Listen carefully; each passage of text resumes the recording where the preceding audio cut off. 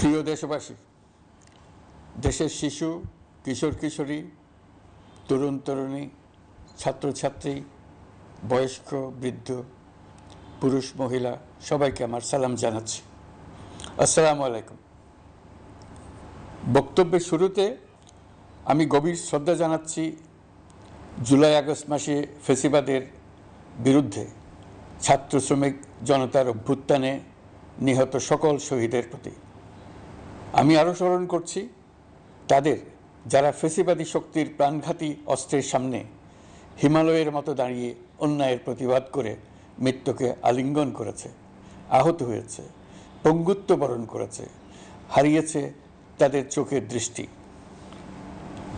সেই সব বীরদের স্মরণ করছি যারা মিথ্যাচার, লুটপাট, স্বৈরতন্ত্রের বিরুদ্ধে এক দফা দাবি নিয়ে দাঁড়িয়েছিল।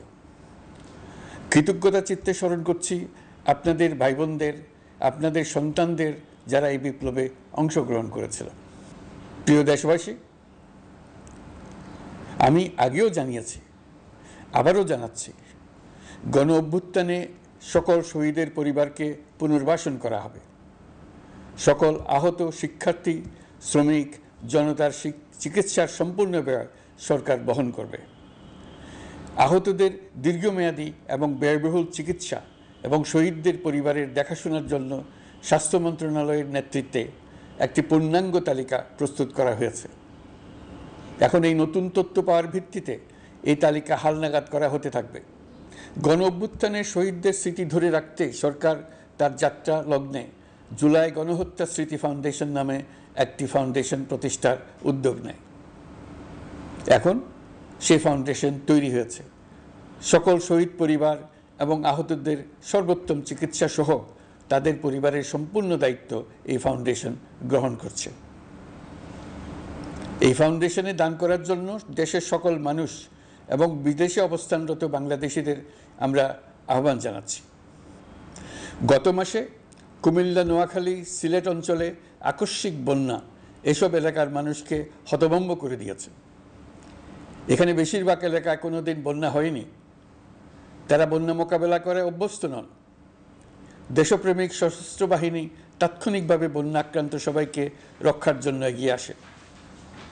সেনা, নৌ এবং বিমান বাহিনী পরস্পরের সঙ্গে সমন্বয় করে একযোগে কাজে নেমে পড়ার ফলে মানুষের দুর্ভোগ কম হয়েছে। এর পরপরই এনজিও এবং সাধারণ মানুষ দেশের সকল অঞ্চল থেকে দলে দলে এগিয়ে এসছে। আমি বিশেষ করে দেশপ্রেমিক সেনাবাহিনীকে আবারও ধন্যবাদ জানাচ্ছি। দেশের সকল দুর্যোগকালে তারা সবসময় আন্তরিকভাবে এগিয়ে এসছে। বিশেষ করে বন্যা ও শান্তি শৃঙ্খলা রক্ষার কাজে তাদের সৈনিক এবং অফিসাররা দিনের পর দিন যেভাবে দায়িত্ব পালন করেছে তার কোনো তুলনা হয় না। জনজীবনে স্বস্তি ও আত্মবিশ্বাস প্রতিষ্ঠায় তাদের ভূমিকা অনন্য। বাংলাদেশ সশস্ত্র বাহিনীর সকল সদস্যকে আমি ধন্যবাদ জানাই তাদের সততা, ত্যাগ ও অসীম দেশপ্রেমের জন্য। দেশের স্বাধীনতা সংগ্রাম থেকে শুরু করে বন্যা, খরা, ঝড়, বৃষ্টি, ঘূর্ণিঝড়, সকল প্রাকৃতিক দুর্যোগে আপনারা সকলের শেষ ভরসার স্থান। দেশের প্রতিটি ক্রান্তি লগ্নে আপনারা দেশের মানুষের পাশে থেকেছেন। দেশের স্বাধীনতার পক্ষে, সার্বভৌমত্বের পক্ষে অবস্থান নিয়েছেন। দেশ গঠনে আপনারা সবার আগে এগিয়ে এসছেন। বিগত জুলাই হতে শুরু হওয়া গণ অভ্যুত্থান, বন্যা, নিরাপত্তা প্রদান, অস্ত্র উদ্ধার সহ সকল কার্যক্রমে আপনারা সফলভাবে দিনরাত কাজ করে যাচ্ছেন। সরকার ও জনগণের পক্ষ থেকে আমি আপনাদের প্রতি কৃতজ্ঞতা জানাচ্ছি। বন্যা আমাদের জনজীবনে আরেকটি দিক উন্মোচন করল। দেশের সকল জায়গায় মানুষের সক্রিয় সহানুভূতির জোয়ার উঠেছিল অবিশ্বাস্য মাত্রায়। ব্যবসায়ী, অর্থবান ব্যক্তিরা যেমন তাদের অর্থ নিয়ে স্বতঃস্ফূর্তভাবে এগিয়ে এসেছিল, তেমনি দেশের বিভিন্ন প্রান্তের সাধারণ মানুষ, স্কুল, কলেজ, বিশ্ববিদ্যালয়ের ছেলেমেয়েরা জোয়ারের ঢলের মতো যার যার সামর্থ্য নিয়ে এগিয়ে এসছে। অনেকেই ছুটে গেছে বন্যার্তদের সহযোগিতা করার জন্য। এনজিওরা বিভিন্ন জায়গা থেকে ছুটে গেছে তাদের সহায়তা নিয়ে। তাদের কাজে অনুপ্রাণিত হয়ে আমি এনজিও নেতাদের সঙ্গে বৈঠক করেছি কিভাবে সরকার তাদের কাজের সঙ্গে সরকারের উদ্যোগকে সমন্বিত করতে পারে, সেটার কাঠামো তৈরি করে দেওয়ার জন্য। বন্যা এখন চলে গেছে, কিন্তু পুনর্বাসনের কঠিন কাজ আমাদের সামনে রয়ে গেছে। সকলের সহযোগিতায় আমরা পুনর্বাসনের কাজটি সফলভাবে সমাধান করতে চাই। আইন শৃঙ্খলা পরিস্থিতির উন্নতির জন্য আমরা দিনরাত পরিশ্রম করে যাচ্ছি। যে সমস্ত ভাই বোনেরা তাদের গত 16 বছরের বেদনা জানিয়ে তার প্রতিকার পাওয়ার জন্য আমার অফিস এবং সচিবালয়ের অফিসসমূহের সামনে প্রতিদিন ঘেরাও কর্মসূচি দিয়ে আমাদের কাজকর্ম ব্যাহত করছিলেন, তারা আমার আহ্বানে সাড়া দিয়ে ঘেরাও কর্মসূচির থেকে বিরত হয়েছেন বটে, তবে অন্যত্র আবার তারা তাদের কর্মসূচি দিয়ে যাতায়াতে ব্যাঘাত সৃষ্টি করছেন। আমি কথা দিচ্ছি, আপনাদের ন্যায্য আবেদনের কথা আমরা ভুলে যাব না। আমরা সকল অন্যায়ের প্রতিকারের জন্য প্রতিশ্রুতিবদ্ধ। আমরা আমাদের দায়িত্বকালে যথাসম্ভব সব সমস্যার সমাধানের চেষ্টা করব। আমি আবারও অনুরোধ করছি, আপনারা যাতায়াতে ব্যাঘাত সৃষ্টি থেকে বিরত থাকুন। জাতি আপনাদের প্রতি কৃতজ্ঞ থাকবে। তৈরি পোশাক, ওষুধ শিল্প, এইসব এলাকায় শ্রমিক ভাই বোনেরা তাদের অভিযোগ জানানোর জন্য ক্রমাগতভাবে এই শিল্পের কার্যক্রম পরিচালনা বন্ধ রাখতে বাধ্য করছেন। এটা আমাদের অর্থনীতিতে যে নেতিবাচক প্রভাব ফেলবে সেটা মোটেই কাম্য নয়। এমনিতেই ছাত্র শ্রমিক জনতার বিপ্লবের পর যে অর্থনীতি আমরা পেয়েছি সেটা নিয়মনীতিবিহীন দ্রুত ক্ষীয়মান একটা অর্থনীতি। প্রাতিষ্ঠানিক কাঠামো প্রায় ধ্বংসপ্রাপ্ত। বৈদেশিক মুদ্রার রিজার্ভ তলানিতে গিয়ে ঠেকেছে। আমরা এই অর্থনীতিতে প্রাণ সঞ্চারের চেষ্টা করছি, আমাদের উদ্যোগে সাড়াও পাচ্ছি। ঠিক এই সময়ে আমাদের শিল্প কারখানাগুলো বন্ধ হয়ে যাক, অকার্যকর হয়ে যাক, এটা আমাদের অর্থনীতিতে বিরাট আঘাত পড়বে। সেটা কিছুতেই আমাদের কাম্য হতে পারে না। শ্রমিক ভাই বোনদের অনেক দুঃখ আছে, কিন্তু সেই দুঃখ প্রকাশ করতে গিয়ে আপনাদের মূল জীবিকা বন্ধ হওয়ার উপক্রম হলে সেটা ঠিক হবে না। দেশের অর্থনীতি ধ্বংসপ্রাপ্ত হলে সেটা ঠিক হবে না। শ্রমিক মালিক উভয়ের পক্ষে আলোচনা করে এইসব সমস্যার সমাধান আমরা অবশ্যই বের করব। আপনারা কারখানা খোলা রাখুন, অর্থনীতির চাকা সচল রাখুন, দেশের অর্থনীতিকে সোজা হয়ে দাঁড়াতে দিন। আমরা আপনাদের সমস্যার স্থায়ী সমাধান বের করার জন্য সর্বশক্তি প্রয়োগ করব। মালিক পক্ষের কাছে আমাদের আবেদন, আপনারা শ্রমিকদের সঙ্গে বোঝাপড়া করুন, কারখানা সচল রাখুন, অর্থনীতির দুর্বল স্বাস্থ্যকে সবল করে তুলুন। ওষুধ শিল্প এবং তৈরি পোশাক শিল্প দেশের গৌরব। এর মাধ্যমে আমাদের শ্রমিক ভাই বোনেরা তাদের কর্মকুশলতা বিশ্বকে মুগ্ধ করেছে। এর সাফল্য এখন থমকে আছে। আমরা এই দুই শিল্পকে তাদের সম্ভাব্য শীর্ষে নিয়ে যেতে চাই। দুর্বল করার তো প্রশ্নই ওঠে না। এই দুই শিল্পের কোথায় কোথায় বাধা আছে, সমস্যা আছে, সেগুলো চিহ্নিত করে তাকে বাধামুক্ত করতে চাই। আমরা বিদেশি ক্রেতাদের একত্রিত করে তাদের সহযোগিতা চাইব, যেন বাংলাদেশের এই শিল্প দুটি বিশ্বের অন্যান্য দেশের চাইতে বেশি আস্থাযোগ্য হয়ে গড়ে উঠতে পারে। সব কিছুই সম্ভব যদি আমরা শ্রমিক মালিক সম্পর্কটা একটা নির্ভরযোগ্য, আনন্দদায়ক করে গড়ে তুলতে পারি। আমাদের সরকারের প্রথম মাস কাটল, দ্বিতীয় মাস থেকে আমরা নতুন বাংলাদেশ গড়ার ভিত্তি হিসেবে নতুন শ্রমিক মালিক সম্পর্কের সূচনা করতে চাই। এটা দেশের সবার কাম্য। দেশের নতুন প্রজন্ম নির্ভয়ে যেন তাদের ভবিষ্যৎ নিয়ে এগিয়ে যেতে পারে, আমরা সেই লক্ষ্যে কাজ করছি। আমাদের দায়িত্ব অনেক। ন্যায়ভিত্তিক একটা সমাজ গড়ে তোলার জন্য একসাথে অনেকগুলো কাজ আমাদের হাত দিতে হবে। 1 জুলাই থেকে 5 আগস্ট পর্যন্ত ছাত্র জনতার গণ আন্দোলনকে দমন করতে যেসব ফৌজদারি মামলা দায়ের করা হয়েছিল, এর মধ্যে হত্যা মামলা ছাড়া বাকি প্রায় সকল মামলা প্রত্যাহার করা হয়েছে। এইসব মামলায় গ্রেফতারকৃত সকলে মুক্তি পেয়েছে। দায়িত্ব গ্রহণের শুরুতেই অন্তর্বর্তীকালীন সরকার বিচার বিভাগের বড় সংস্কারের কাজে হাত দিয়েছে। যোগ্যতম ব্যক্তিকে প্রধান বিচারপতি নিয়োগ দেওয়াতে মানুষের মনে নতুন আশার সঞ্চার হয়েছে। আপিল বিভাগের বিচারপতি নিয়োগ, অ্যাটর্নি জেনারেল নিয়োগ এবং অন্যান্য নিয়োগগুলি অতি গুরুত্বপূর্ণ নিয়োগ, যেগুলো সবকটাই সম্পন্ন হয়েছে। সন্ত্রাস দমন আইন ও ডিজিটাল সাইবার নিরাপত্তা আইনে দায়েরকৃত মিথ্যা হয়রানিমূলক মামলাগুলো প্রত্যাহার করা হচ্ছে। সাইবার নিরাপত্তা আইন সহ বাংলাদেশে বিদ্যমান সকল কালো আইনের তালিকা করা হয়েছে। অতি সত্বর এই সকল কালো আইন বাতিল ও প্রযোজ্য ক্ষেত্রে সংশোধন করা হবে। সাংবাদিক সাগর রনি হত্যাকাণ্ড সহ বহুল আলোচিত 5টি হত্যাকাণ্ডের তদন্ত ও বিচার অগ্রাধিকার ভিত্তিতে ও দ্রুততম সময়ে নিষ্পত্তির জন্য সহায়তা প্রদান করা হচ্ছে। সম্প্রতি আমরা বলপূর্বক গুম থেকে সকল ব্যক্তির সুরক্ষার জন্য আন্তর্জাতিক কনভেনশনের সনদে স্বাক্ষর করেছি। ফলে স্বৈরাচার দ্বারা প্রতিষ্ঠিত গুম সংস্কৃতির সমাপ্তি ঘটানোর জন্য আন্তর্জাতিকভাবে আমরা প্রতিজ্ঞাবদ্ধ হলাম। এছাড়া আমরা ফ্যাসিবাদ শাসনের 15 বছরে গুমের প্রতিটি ঘটনা তদন্ত করার জন্য পৃথক একটা কমিশন গঠন করছি। যেসব পরিবার তাদের নিখোঁজ পিতা, স্বামী, পুত্র এবং ভাইদের পাওয়ার জন্য বছরের পর বছর যন্ত্রণার সাথে অপেক্ষা করছেন, আমরা আপনাদের বেদনায় সমব্যথী। আয়নাঘরগুলো বন্ধ করে দেওয়া হয়েছে এবং সেই সাথে বের হয়ে আসছে ফ্যাসিস্ট হাসিনা সরকারের গুমের শিকার ভাই বোনদের কষ্ট ও যন্ত্রণা গাথা। আমাদের তরুণ প্রজন্মের ভবিষ্যৎ যেন উজ্জ্বল হয়, সেটা নিশ্চিত করতে শিক্ষা ব্যবস্থার দিকে আমাদের পূর্ণ নজর রয়েছে। ইতিমধ্যে প্রথম শ্রেণী থেকে দ্বাদশ শ্রেণী পর্যন্ত বর্তমানের ত্রুটিপূর্ণ শিক্ষাক্রম পরিবর্তন করা হয়েছে। বই সংশোধন ও পরিমার্জনের কাজ শেষ পর্যায়ে আছে। এই সংস্কারের কাজ অব্যাহত থাকবে। বিশ্ববিদ্যালয়সমূহের উচ্চ প্রশাসনিক পদগুলো পূরণ করে শিক্ষা কার্যক্রম স্বাভাবিক করার কাজ দ্রুত গতিতে এগিয়ে চলেছে। বেসরকারি শিক্ষা প্রতিষ্ঠানগুলোর পরিচালনা বোর্ডে দখলদারিত্বের রাজনীতি বন্ধ করার ব্যবস্থাও নেওয়া হয়েছে। আপনারা নিশ্চয় লক্ষ্য করেছেন, আমাদের প্রথম মাসে দেশের প্রায় সকল বিশ্ববিদ্যালয়ের উপাচার্য এবং উপাচার্য মহোদয়গণ পদত্যাগ করেছেন।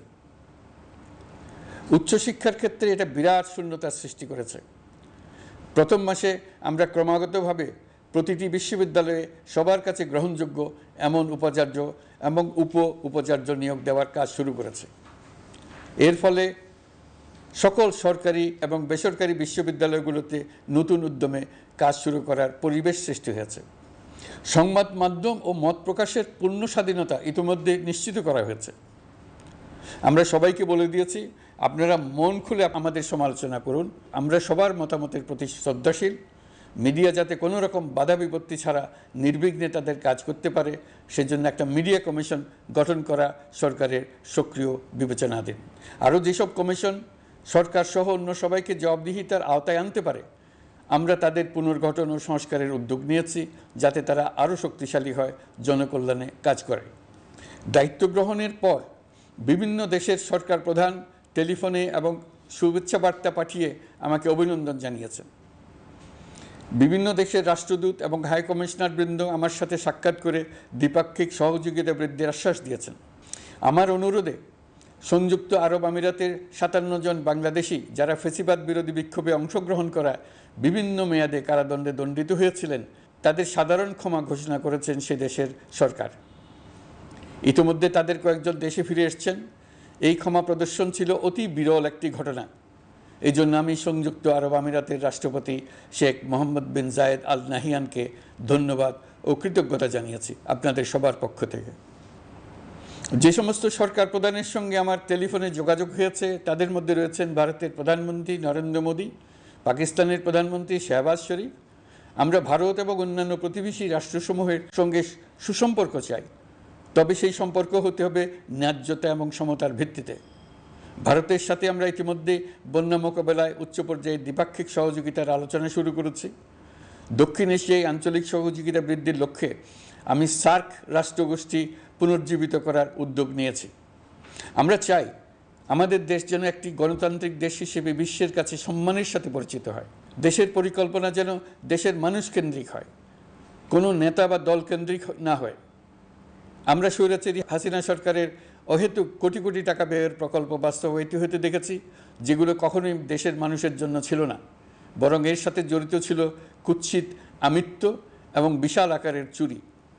চলমান এবং প্রস্তাবিত সকল উন্নয়ন প্রকল্পগুলোর যাচাই বাছাই করার কাজ ইতিমধ্যে আমরা শুরু করেছি। প্রকল্প বাস্তবায়নের পর্যায় বিবেচনা করে বাকি কাজে ব্যয়ের সাশ্রয় এমনকি প্রয়োজন মতে তা বাতিল করার কথা বিবেচনা করা হবে। দেশের মানুষকে আর ফাঁকি দেওয়া চলবে না। কর্মসংস্থান তৈরি করবে এমন প্রকল্পগুলোকে আমরা অগ্রাধিকার দেব। লুটপাট ও পাচার হয়ে যাওয়া অর্থ ফিরিয়ে আনার উদ্যোগ আমরা নিয়েছি। আর্থিক খাতে শৃঙ্খলা ফিরিয়ে আনতে একটা ব্যাংকিং কমিশনও গঠন করার উদ্যোগ নেওয়া হয়েছে। বিভিন্ন ব্যাংকের পরিচালনা পরিষদ পুনর্গঠন করা হয়েছে। ব্যাংকিং খাতে এই এক মাসে বিরাট পরিবর্তন এসেছে, আপনারা নিশ্চয়ই সেটা লক্ষ্য করেছেন। আমরা এই খাতে নিয়মনীতি প্রতিষ্ঠা করতে পেরেছি। আরও অনেক কাজ বাকি রয়ে গেছে। প্রথম মাসের কাজ হিসেবে শুধু প্রধান কাজগুলো করেছে, তার সঙ্গে রয়েছে আরও অনেক পরবর্তী কাজ। ফ্যাসিবাদী সরকার লুটপাট করার জন্য নতুন করে 60,000 কোটি টাকা ছাপিয়ে বাজারে ছাড়ার কারণে মুদ্রাস্ফীতির শিকার হয়েছে দেশের মানুষ।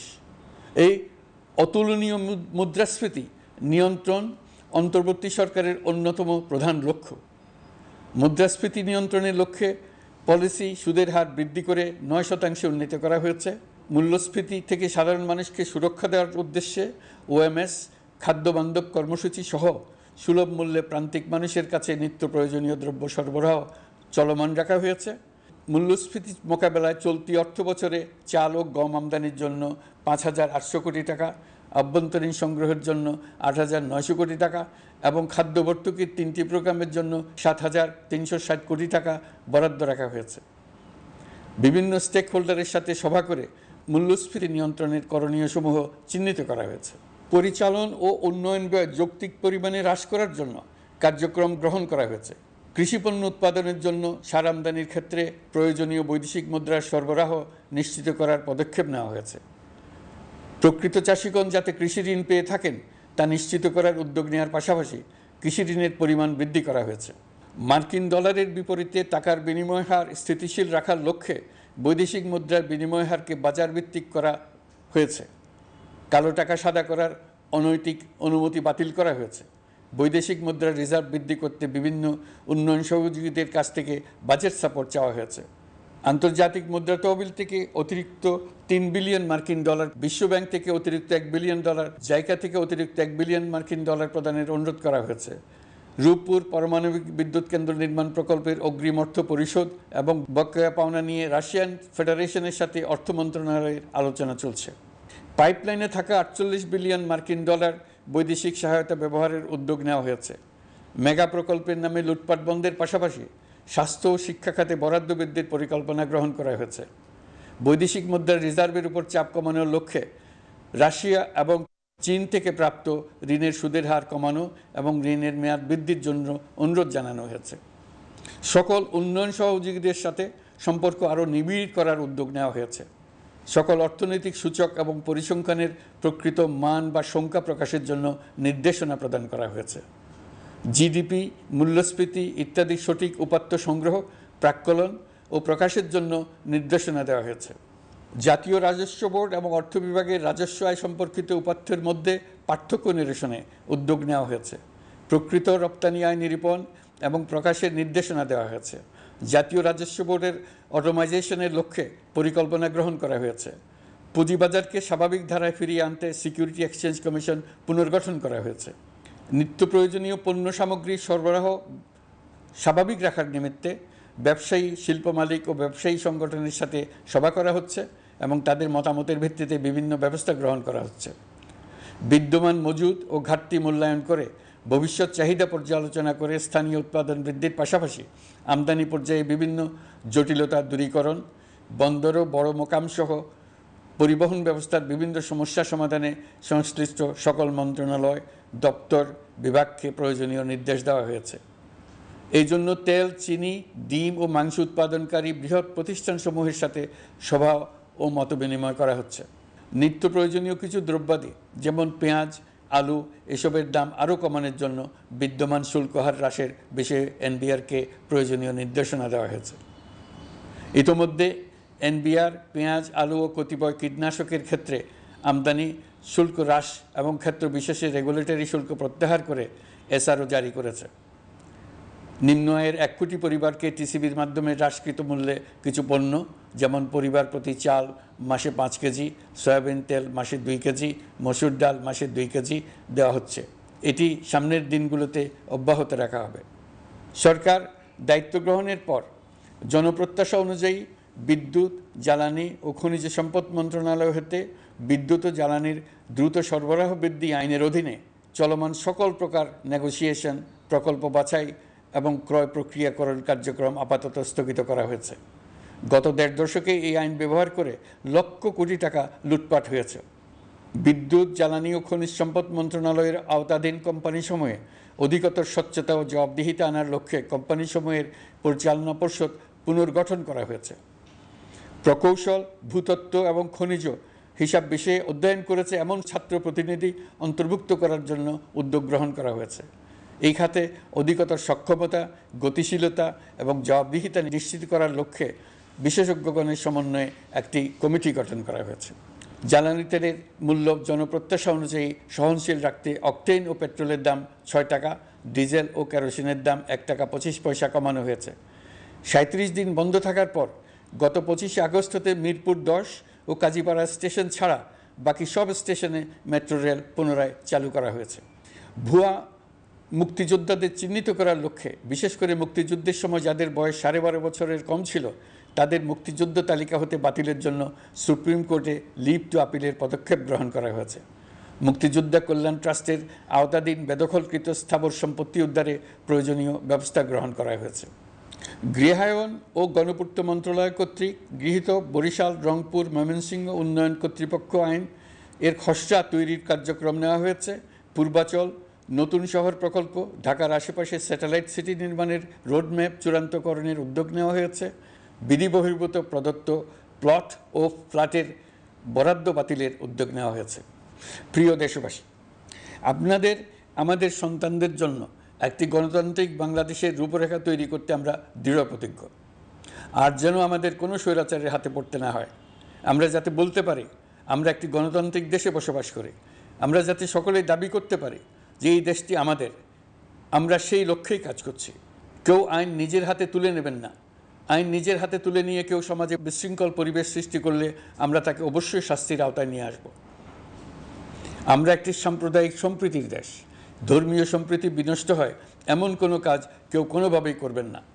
অতীতে শুধুমাত্র আওয়ামী মতাদর্শী না হওয়ার কারণে 28তম থেকে 42তম BCS পর্যন্ত BPSC কর্তৃক সুপারিশকৃত অনেক প্রার্থী নিয়োগ বঞ্চিত হয়েছেন।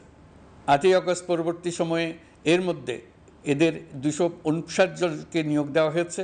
মাঠ প্রশাসনকে জনবান্ধব এবং দুর্নীতিমুক্ত জবাবদিহিমূলকভাবে গড়ে তোলার জন্য সব ধরনের উদ্যোগ নেওয়া হয়েছে। সরকারি কর্মচারীদের বাধ্যতামূলকভাবে সম্পদ বিবরণী দাখিলের নির্দেশ দেওয়া হয়েছে এবং এটা প্রতি বছর তাদেরকে করতে হবে। ধ্বংস হয়ে পড়া একটা জনপ্রশাসনকে নিয়ে যাত্রা শুরু করেছি।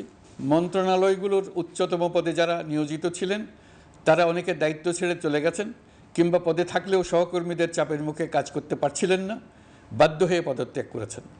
আর যারা 16 বছরের স্বৈরাচারী শাসনের আমলে পদত্যাগে বাধ্য হয়েছিলেন কিংবা দায়িত্ববিহীন অবস্থায় একই পদে থেকে বাধ্য হয়েছেন, তাদের সবার কথা বিবেচনা নিয়ে জনপ্রশাসনকে নতুন করে দাঁড় করানোই ছিল আমাদের প্রথম মাসে কঠিনতম সময়।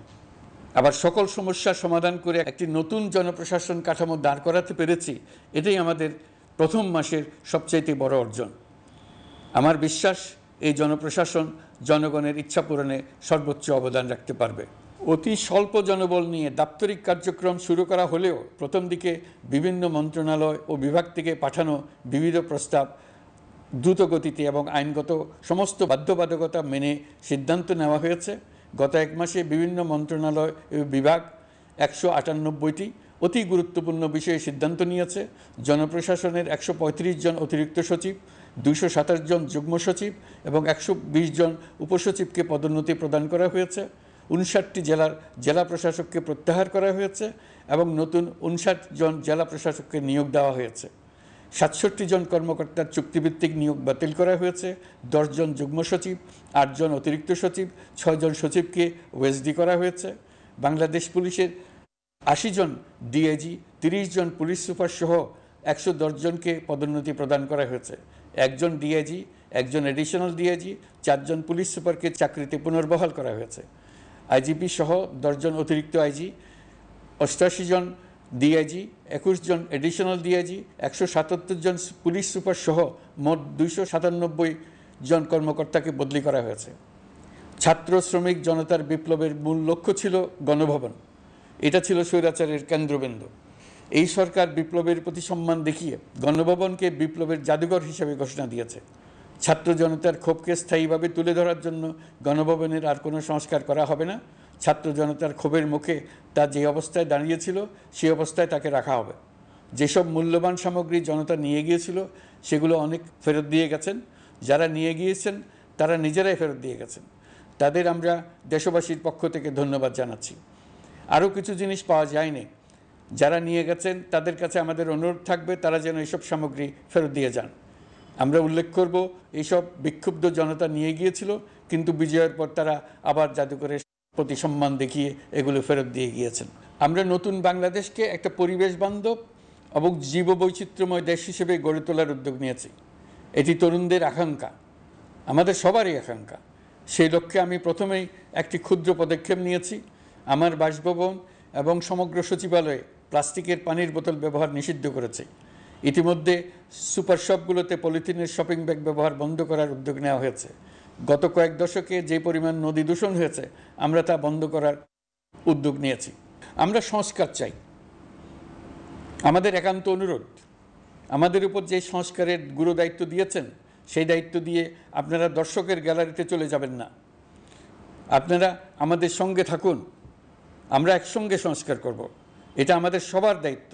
আপনারা নিজ নিজ জগতে সংস্কার আনুন। একটা জাতির সংস্কার শুধু সরকারের সংস্কার হলে হয় না। আপনি ব্যবসায়ী হলে আপনার ব্যবসায়ী সংস্কার আনুন। ব্যবসায়ী গোষ্ঠীরা তাদের নিজ নিজ সমিতির মাধ্যমে সংস্কার আনুন। সমিতিতে সংস্কার আনুন। নতুন করে সমিতি গঠনতন্ত্র সংশোধন করুন। আপনি শ্রমিক হলে আপনার ক্ষেত্রে আপনি সংস্কার করুন। আপনি রাজনৈতিক নেতাকর্মী হলে আপনার ক্ষেত্রে সংস্কার করুন। আপনি প্রতিষ্ঠান প্রধান হলে আপনার প্রতিষ্ঠানে সংস্কার আনুন। আমি এটাকে সুযোগ হিসেবে গ্রহণ করার জন্য সবাইকে আহ্বান জানাচ্ছি। এই সংস্কারের মাধ্যমে আমরা জাতি হিসেবে নতুনভাবে যাত্রা শুরু করতে চাই। আমাদের এই যাত্রা আমাদেরকে পৃথিবীর একটা সম্মানিত জাতি হিসেবে প্রতিষ্ঠিত করুক, এটাই আমাদের সবার কাম্য, এটাই আমাদের সবার লক্ষ্য। গত এক মাসে আমি বেশ কিছু রাজনৈতিক দলের সঙ্গে পৃথকভাবে বসছি, তাদের সঙ্গে মতামত বিনিময় করেছি। তারা আমাদের উৎসাহিত করেছেন, ছাত্র শ্রমিক জনতার বিপ্লবের লক্ষ্যের প্রতি সমর্থন জানিয়েছেন, সংস্কারের কাজে পূর্ণ সহযোগিতার দেওয়ার আশ্বাস দিয়েছেন। আমি দেশের বিশিষ্ট সম্পাদক বৃন্দের সঙ্গে মত বিনিময় করেছি, তারাও সংস্কারের কাজে পূর্ণ সহযোগিতা দেওয়ার আশ্বাস দিয়েছেন। তারা বিভিন্ন বিষয়ে মূল্যবান পরামর্শ দিয়েছেন। সবার পরামর্শ নিয়ে এখন আমাদের অগ্রসর হওয়ার পালা। আমি বিশিষ্ট ব্যবসায়ীদের সঙ্গে বৈঠক করেছি, তাদের কাছে আমাদের সরকারের লক্ষ্যগুলো ব্যাখ্যা করেছি, তারাও আমাদের লক্ষ্যের সঙ্গে একমত প্রকাশ করেছেন। আপনারা জানেন, ছাত্র শ্রমিক জনতার ঐতিহাসিক জুলাই গণ অভ্যুত্থানের মুখে এবং হাজারো মানুষের আত্মদানের বিনিময়ে বাংলাদেশে ফ্যাসিস্ট সরকারের পতন হয়েছে। এই গণ অভ্যুত্থানের বার্তা ও আকাঙ্ক্ষা বাস্তবায়নের জন্য একটি অভূতপূর্ব সময় ও সুযোগ আমরা এর মধ্য দিয়ে অর্জন করেছি। এর বাস্তবায়ন তথা বাংলাদেশের ফ্যাসিজম বা স্বৈরতান্ত্রিক শাসন পুনরাবৃত্তির আশঙ্কা রোধ এবং জনমালিকানা ভিত্তিক কল্যাণমুখী জনস্বার্থে নিবেদিত একটি রাষ্ট্র ব্যবস্থা প্রবর্তনের লক্ষ্যে কিছু জাতীয় ভিত্তিক সংস্কার সম্পন্ন করা জরুরি হয়ে পড়েছে। উক্ত সংস্কার ভাবনার অন্যতম কেন্দ্রবিন্দু হচ্ছে সুষ্ঠু নির্বাচন ব্যবস্থা, সুশাসন প্রতিষ্ঠা করা। আমরা যেহেতু জনগণের ভোটাধিকার ও জনগণের মালিকানায় বিশ্বাস করি, সেহেতু নির্বাচন ব্যবস্থার উন্নয়নে আমাদের সংস্কার ভাবনায় গুরুত্ব পেয়েছে অধিক। আমরা মনে করি নির্বাচনের নামে সংখ্যাগরিষ্ঠতার একাধিপত্য ও দুঃশাসন মানুষের উপর চাপিয়ে দেওয়া বা এর মাধ্যমে এক ব্যক্তি বা এক পরিবার বা কোনো গোষ্ঠীর কাছে সকল ক্ষমতা কক্ষীগত করে রাখার কোনো ক্রমেই গ্রহণযোগ্য নয়। এসব আশঙ্কা রোধ করার জন্য নির্বাচনের সাথে সম্পর্কিত নির্বাচন কমিশন সহ অন্যান্য প্রতিষ্ঠানগুলোর সংস্কারের কথা আমরা ভাবছি। নির্বাচন ব্যবস্থার সাথে সম্পর্কিত প্রতিষ্ঠান হিসেবে পুলিশ প্রশাসন, জনপ্রশাসন, বিচার প্রশাসন, দুর্নীতি দমন কমিশন এই 4টি প্রতিষ্ঠানের সংস্কার করা সুষ্ঠু ও অবাধ নির্বাচনের জন্য অপরিহার্য। এসব প্রতিষ্ঠানের সংস্কার জনমালিকানা ভিত্তিক, জবাবদিহিমূলক এবং কল্যাণমূলক রাষ্ট্র ব্যবস্থা প্রতিষ্ঠায় অবদান রাখবে বলে আমি বিশ্বাস করি। এর পাশাপাশি সমাজের সকল স্তরের মানুষের প্রতিনিধিত্ব ও স্বার্থ নিশ্চিত করার জন্য এবং জুলাই গণ অভ্যুত্থানের বার্তাকে প্রতিফলিত করার জন্য সাংবিধানিক সংস্কারের প্রয়োজন আমরা অনুভব করছি। এসব বিষয়ে সংস্কার করার প্রাথমিক পদক্ষেপ হিসেবে আমরা প্রাথমিকভাবে 6টি কমিশন গঠন করার সিদ্ধান্ত নিয়েছি। এসব কমিশনের কাজ পরিচালনার জন্য বিষয়ভিত্তিক অভিজ্ঞতা বিবেচনা করে 6 জন বিশিষ্ট নাগরিকের নেতৃত্বে এই কমিশনগুলো পরিচালনা করার দায়িত্ব দিয়েছি। এরপর আরও বিভিন্ন বিষয়ে কমিশন গঠন করার প্রক্রিয়া আমরা অব্যাহত রাখব। নির্বাচন ব্যবস্থা সংস্কার কমিশনের প্রধান হিসেবে দায়িত্ব পালন করবেন ডক্টর বদিউল আলম মজুমদার। পুলিশ প্রশাসন সংস্কার কমিশনের প্রধান হিসেবে কাজ করবেন জনাব সরফরাজ চৌধুরী। বিচার বিভাগ সংস্কার কমিশনের প্রধান হিসেবে দায়িত্ব পালন করবেন বিচারপতি শাহ আবু নাঈম মমিনুর রহমান। দুর্নীতি দমন সংস্কার কমিশনের প্রধান হিসেবে দায়িত্ব পালন করবেন ডক্টর ইফতেখারুজ্জামান। জনপ্রশাসন সংস্কার কমিশনের প্রধান হিসেবে দায়িত্ব পালন করবেন জনাব আব্দুল মুহিত চৌধুরী। সংবিধান সংস্কার কমিশনের প্রধান হিসেবে দায়িত্ব পালন করবেন ডক্টর শাহদিন মালিক। এসব কমিশনের অন্য সদস্যদের নাম কমিশন প্রধানদের সাথে আলোচনা করে ঠিক করা হবে। কমিশনগুলোর আলোচনা ও পরামর্শ সভায় উপদেষ্টা পরিষদের সদস্য, ছাত্র, শ্রমিক জনতা আন্দোলনের প্রতিনিধি, নাগরিক সমাজ ও রাজনৈতিক দলের প্রতিনিধিরা উপস্থিত থাকবেন। পূর্ণাঙ্গভাবে গঠিত হওয়ার পর কমিশন আনুষ্ঠানিকভাবে তাদের কাজ আগামী 1 অক্টোবর থেকে শুরু করতে পারবে বলে আমি আশা করছি এবং এটি পরবর্তী 3 মাসের মধ্যে সম্পন্ন হবে বলে আমরা ধারণা করছি। কমিশনের রিপোর্টের ভিত্তিতে সরকার পরবর্তী পর্যায়ে প্রধান রাজনৈতিক দলগুলোর সাথে পরামর্শ সভার আয়োজন করবে। চূড়ান্ত পর্যায়ে ছাত্র সমাজ, নাগরিক সমাজ, রাজনৈতিক দলের প্রতিনিধি, সরকারের প্রতিনিধি নিয়ে ব্যাপক ভিত্তিক 3 থেকে 7 দিন ব্যাপী একটি পরামর্শ সভার ভিত্তিতে সংস্কার ভাবনার রূপরেখা চূড়ান্ত করা হবে। এতে এই রূপরেখা কীভাবে বাস্তবায়ন হবে তার একটি ধারণাও দেওয়া হবে। এই আয়োজন জুলাই গণঅভ্যুত্থানের বার্তা বাস্তবায়ন ও রাষ্ট্র পুনর্নির্মাণ তাগিদের ঐক্যবন্ধনে গোটা জাতিকে শক্তিশালী ও আশাবাদী করে তুলবে বলে আমাদের বিশ্বাস। প্রিয় দেশবাসী, আমাদের সামনে অনেক কাজ। সবাই মিলে একই লক্ষ্যে আমরা অগ্রসর হতে চাই। আমাদের মধ্যে, বিশেষ করে আমাদের নতুন প্রজন্মের মধ্যে যে সুপ্ত প্রতিভা লুকিয়ে আছে সেটা যেন বিনা বাধায় রাষ্ট্রের এবং সমাজের সহযোগিতায় প্রকাশ করতে পারি, সেই সুযোগের কাঠামো তৈরি করতে চাই। সকলে মিলে আমাদের পরিবারের প্রতিটি সদস্যকে, সে ঝাড়ুদার হোক, ছাত্র হোক, শিক্ষক হোক, যে কোনো ধর্মের হোক, সবার সমান অধিকার নিশ্চিত করতে চাই। এই হলো আমাদের সংস্কারের মূল লক্ষ্য। আসুন ছাত্র শ্রমিক জনতার এই বিপ্লবের লক্ষ্যকে আমরা দ্রুত বাস্তবায়ন করি। আমাদের প্রথম মাসে আমরা যেই গতিতে, যে উদ্যম নিয়ে কাজ এগিয়ে নিয়ে যাওয়ার কথা চিন্তা করেছিলাম সেটা হয়তো করতে পারিনি বাস্তব অবস্থার পরিপ্রেক্ষিতে। দেশের আইনশৃঙ্খলা পরিস্থিতি স্বাভাবিক রাখা গেলে আশা করি আমরা আমাদের গতি অনেক বাড়াতে পারব। এই জন্য দেশের সকল মানুষের কাছে, শিক্ষক, ছাত্রছাত্রী, কৃষক, শ্রমিক, পেশাজীবী, বড় ব্যবসায়ী, ক্ষুদ্র ব্যবসায়ী, দিনমজুর, গৃহিণী, সকলের সহযোগিতা চেয়েছি। আমাদের কাজ বড় কঠিন, কিন্তু জাতি হিসেবে এবার ব্যর্থ হওয়ার কোনো অবকাশ আমাদের নেই। আমাদেরকে সফল হতেই হবে। এই সাফল্য আপনাদের কারণেই আসবে, আপনার সহযোগিতার কারণেই আসবে। আমাদের কাজ হবে আপনার আমার স্বপ্নকে বাস্তবে রূপায়িত করা। এখন আমরা আমাদের 2য় মাস শুরু করছি। আমাদের 2য় মাসে যেন আপনাদের মনে দৃঢ় আস্থা সৃষ্টি করতে পারি, সেই চেষ্টা করে যাব। ধৈর্য ধরুন, এই কথাটি আমি মোটেই আপনাদের বলবো না। আমরা সবাই অধৈর্য হয়ে পড়েছি। এত সব কাজ কখন যে শেষ হবে এটা চিন্তা করে আমরা অধৈর্য হব, কেন হব না? কিন্তু সঠিকভাবে কাজ করব, কাজে কোনো অধৈর্যের চিহ্ন রাখব না। প্রিয় দেশবাসী, দেশের শিশু, কিশোর কিশোরী, তরুণ তরুণী, ছাত্রছাত্রী, বয়স্ক, বৃদ্ধ, পুরুষ, মহিলা, সবাইকে আবারও আমার সালাম জানাচ্ছি। আসসালামু আলাইকুম। আপনাদের সবাইকে ধন্যবাদ জানাচ্ছি। মহান আল্লাহ আমাদের সকলের সহায় হন।